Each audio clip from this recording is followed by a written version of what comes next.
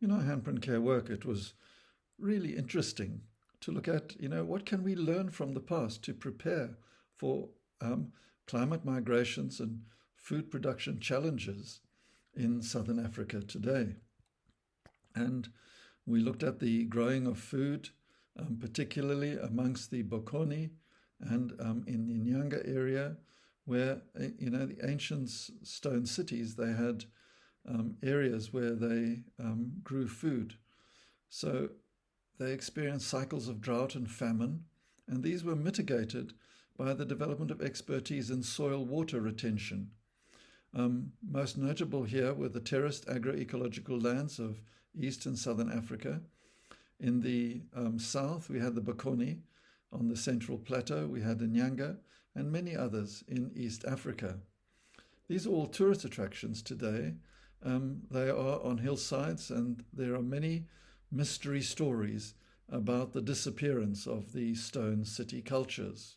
But we now know that these were early settlements of Africans in places where elevation brought better rainfall and summer pastures free of the Nagana cattle disease. The disappearance of these early cultures of stone settlements is commonly attributed to social and political disruptions fueled by drought and famine. Not some strange culture that disappeared, but African culture that actually changed. And the terraced lands appear to have been for water retention and thus soil moisture for germination and crop growth in early stone settlements, some of which were city size. Early stone settlements may have become depopulated owing to the depletion of productive land and cycles of regional political conflict in times of famine, struggles for the control of resources, and perhaps cycles of cholera that developed alongside expanding trade exchanges with India and beyond. Now, if we take this knowledge into a curriculum setting of climate change, and we want to look at mitigating of climate change as a sustainable development goal concern, we look for a sort of a tune-in story, and there are a number of these, because further south than the Bokoni, we have the region of the Transkei grasslands of the Mapondo and the Xhosa, and we still find seasonal cycles of ukugelesha, a practice to trap upland moisture for ploughing and planting with the summer rains. If the rains are late, the soil will still be soft for ploughing, and the light rain in a drought year would bring enough moisture for the germination of sorghum. We also found that in the drought years, where the sweet-veld pastures of the Transkei could not support the abundant herds of the Xhosa, the cattle would be moved to early southern pastures in the Zuurveld.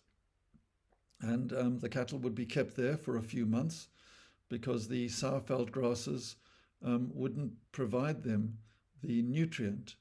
And by the time they had used up these southern pastures, they would be able to return to the pastures that had recovered in the Sweetveld, by which time these summer rains had allowed these pastures to recover. Now, all of these stories, these heritage that we've been looking at, invite us to inquire, how do farmers prepare for seasonal climatic variation and extreme events today? We could also deliberate and work out, how are we preparing for regional climate migrations and food shortages in Southern Africa, particularly with the problems of xenophobia, as we already have climate migrations that are leading to people moving from areas in the north into South Africa.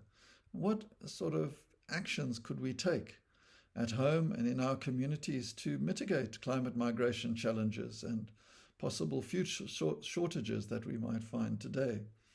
So there's plenty of rich heritage for us to look into, which provide us a window on past practices and help us to look into the window of the future in terms of climate change, where we'll be facing many challenges in Southern Africa as it gets hotter and drier in some areas and we have more extreme events. So here are some references and resources that you might find useful to explore in your work.